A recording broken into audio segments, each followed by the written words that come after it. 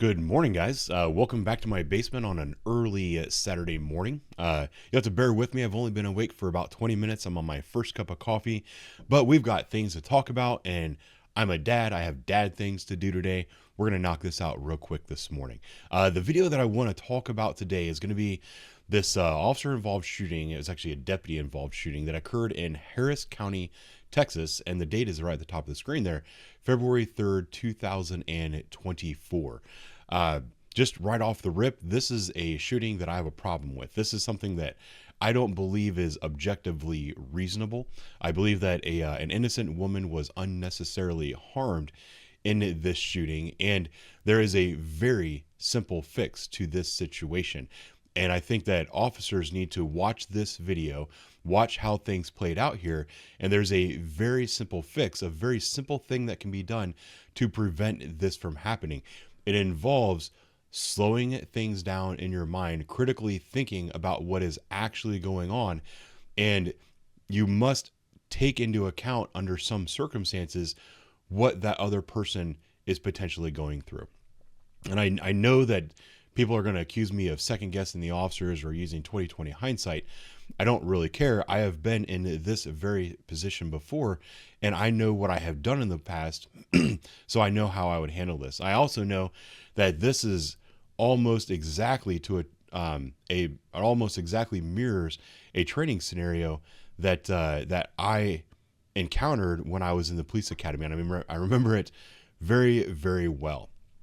So to set this up, I have an article, but I'm not going to pull up the article. I want to kind of just get this done real quick so I can go up and be with my wife and kids. But to set this up, it's February 3rd. It's in the early morning hours. I think it's like 2-3 in the morning. These deputies were called to an apartment building by a woman who believed that somebody was in her apartment. You know, we get these calls all of the time. We get burglar in progress calls from people who were sleeping and they heard a noise. They thought somebody was in their apartment. We get there, we clear the apartment. It turns out they were just hearing things. It's a very common thing. It's frustrating because people don't think about what's actually going on. They just hear a noise, they freak out, and they call 911. While they were there talking to the initial caller who was on the first floor, somebody pointed out that on the second floor, they believe there was actually a break-in. Said, yeah, there's a broken window up there and the screen has been removed from this apartment. So the officers go upstairs to investigate that. We're going to watch the entire video here in a moment. But the officers walk up, and it's kind of hard to see some of the details, so I'm going to walk you through it. The officers walk upstairs, and as you can see on the part that I have the video paused right now, the screen has been removed from the window. The window is broken, so clearly there's been a break-in at this apartment. The officers go up, knock on the door. They do knock on the door, and they say Sheriff's Department. They then go back and take a position of cover just in case there's bad guys in the apartment. This is okay. This is pretty standard operating procedure. The problem is, as they're sitting back in a position of cover, somebody starts slowly meandering towards the door, and that person has a firearm. The deputies don't say a word. They don't make any more announcements. They don't make any attempt to identify themselves or get the person inside the apartment to acknowledge them. They open fire. They struck this woman 5 times, multiple times in the chest. And it turns out she was just a house guest. She was visiting her friend for the night, for the weekend, whatever it was. Her friend was not there at the time, so she couldn't get into the apartment. She had to bust a window, go inside, unlock the door, come back out, let herself in. She has a 1-year-old child as well. I'm not sure if the 1-year-old was there with her in the apartment that night. But regardless, these officers shot an innocent person that was not doing anything wrong, that was inside a residence carrying a firearm, which is exactly what you're allowed to do. I understand with the circumstances, it looks a little bit fishy and suspicious. But that doesn't mean that you just open fire without asking questions. That's where I have a problem with this. I think what we're going to do is, I've already walked you through and told you exactly what's going to happen. We're going to go ahead and we're going to watch the video now. I'm going to go ahead and get myself off the screen. And after we watch the video, we're going to come back and kind of talk about where I think this could have gone better.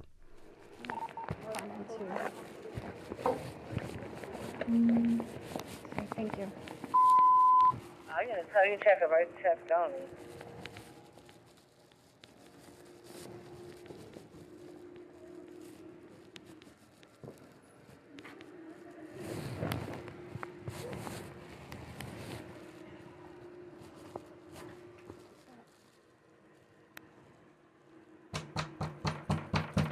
Sheriff's office!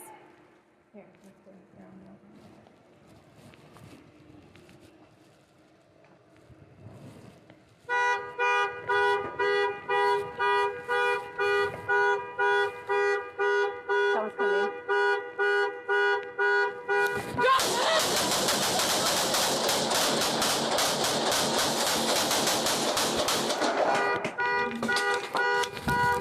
Shots fired, shots fired.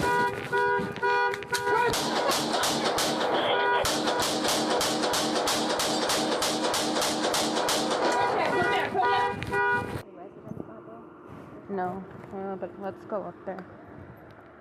Charles, hold the channel. I'm gonna tell you check it right, check down. Alrighty, now I'm back. Now let's analyze the footage and analyze what we saw. You know, I already walked you through everything that happened up prior to the shooting. You watched the shooting. Now let's think about it for a moment. And as an officer, you have to think about all of these things when you're there. The first thing here, I'll go back to, it was 2 minutes and 12 seconds. When, like I said, they knocked on the door, they knocked and announced, which is fine. It's a good thing. This is when they're knocking on the door. She knocks on the door, says Sheriff's Department. The thing is, you're knocking on a door and you're announcing, but there's a big open window right here. I've been on hundreds of calls of break-ins. If I find a broken window or something like that, I always announce through the window, especially, and I mean, I guess they don't intend on going through the window. Maybe they do intend on going through the window at some point, but if you just knock on the door and then you go and you sit back, what's your plan? How long are you going to sit back there? Holler in through the window. If it's a second-story apartment, holler through the window and say, hey, it's the police. Anybody inside, come out with your hands up. Let me see your hands. Come out now.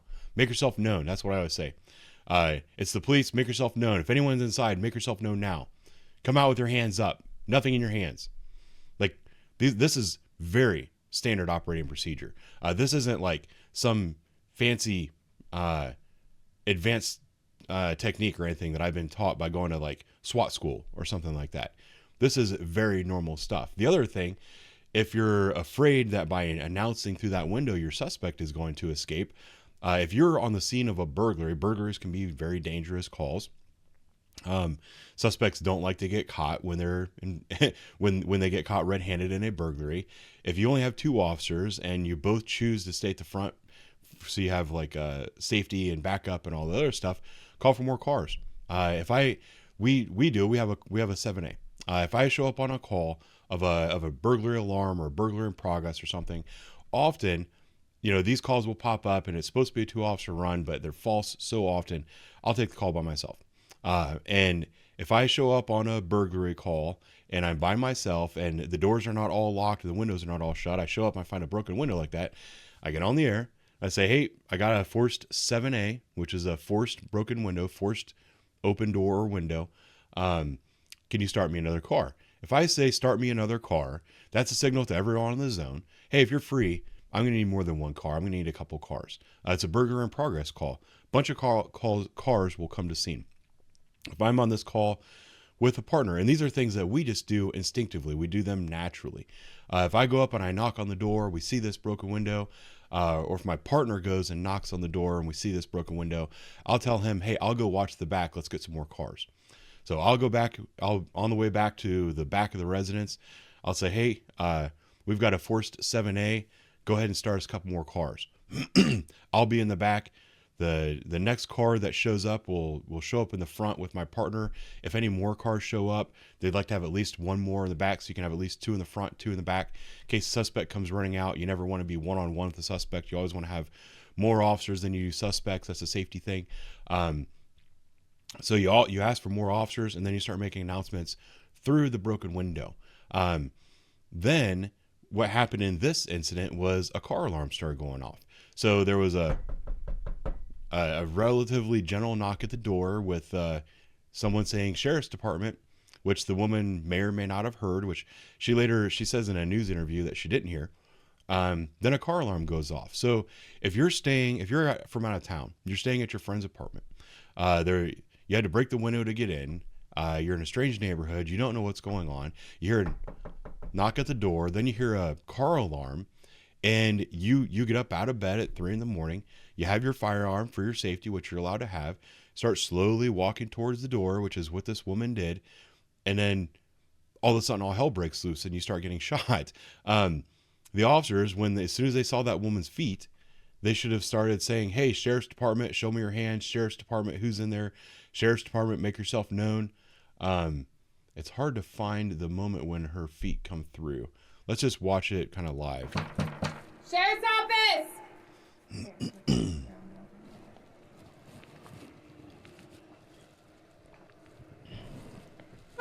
Right there.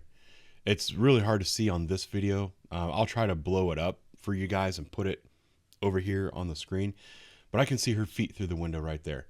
We're at 2 minutes and 17 seconds. This is the part where they should have said, "Hey, it's a sheriff's office. Show me your hands. Hey, it's a sheriff's office. Identify yourself. Make yourself known." Like anything you can do to make sure that suspect, because right now this woman is a suspect, even though she's allowed to be there, you don't know that. She's a suspect. You start giving that suspect commands. These officers didn't. They just froze. They sat there. They froze. They freaked out. Then they started shooting, and they very nearly killed an innocent person. So it was 2 minutes and 17 seconds. When did they start shooting?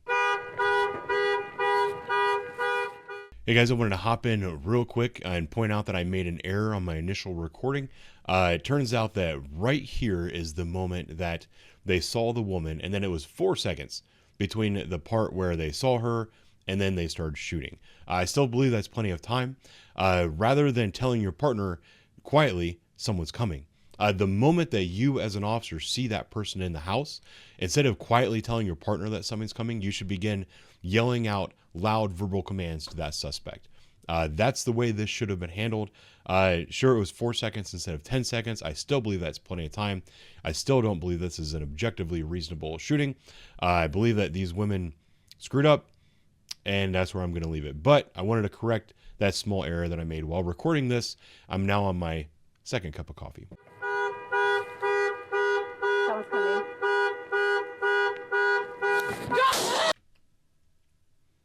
10 seconds.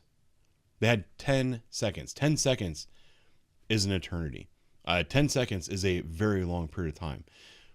10 seconds is plenty of time to acknowledge that person inside, to see what they're actually doing. This is very frustrating. These are officers that got into a high pressure, high intensity situation. They forgot their training. They forgot how to do their job. They freaked out, and they almost killed an innocent person. This is not the standard. This is not what we were hired to do as police officers. This is not what we expect of our police officers. This is not what I expect of police officers. I don't believe this is objectively reasonable. I don't think a reasonable officer would discharge their firearm in that situation. I don't like this. And I go back to my training as well. It was 13 years ago now, but I still remember the day because the guy that I shot in this situation while I was in training in the academy turned out to be he was one of my coaches later on, and we're actually really good friends to this day. Great guy. I love this guy, and he's ugly. He's one of the ugliest people I've ever met in my life. His nickname is Shrek. He looks like Shrek, or he looks like Sloth from Goonies. His eyes are literally in the wrong spot. He's got a pointy head. He's giant. He's an ogre of a person. But the reason we do this stuff in the academy is because they know that you're going to screw up. They know that you're going to fail in the academy. And the best way for us to learn is we learn through our failures. So it was a call of a burglary alarm. You arrive on scene. You find an open door. You go in to search the building to make sure that there's no suspects inside. It's just you and a partner. There's no backup. That's the scenario. So we show up, knock on the door.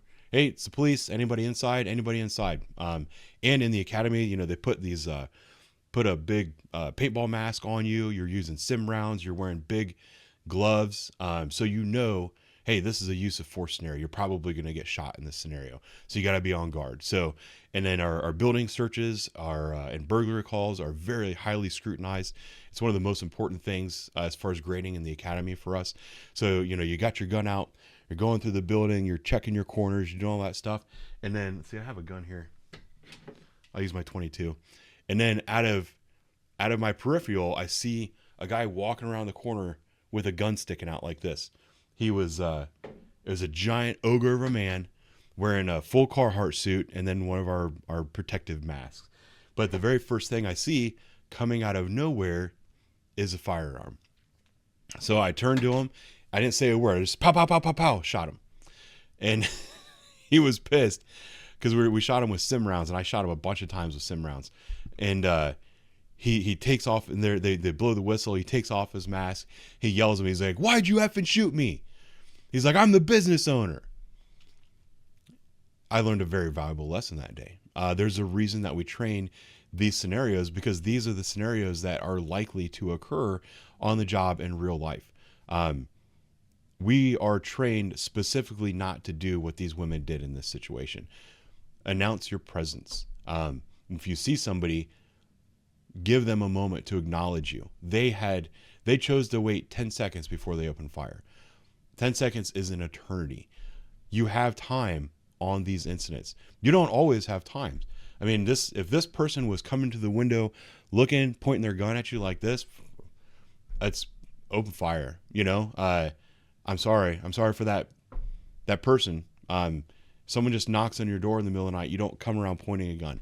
If you're really nervous as a resident or a homeowner, and you know that your window is open, there's a car alarm going off, somebody was knocking on your door, stand in a place where you can't be seen and call out to that person. I do that. And people do that to me all the time as a police officer. I'll knock on the door and I'll hear a faint voice from inside. "Who is it?" I'll knock again really loud and I'll say, "It's the police. We were called here." And sometimes I'll even say, "We were called here on a break-in call. There's a broken window. Identify yourself." And then you'll find, oh, it's a woman. And she's like, I'm sorry, I'm staying here. You get the story. You get it. These things happen in real life. I don't know. At the end of the day, I don't like this shooting. I think this is a bad shooting. I think that all police officers across the country need to watch this, and they need to use this as training material and learn from these officers' mistakes. I think that's it for me today. Thank you for watching. I'll talk to you later.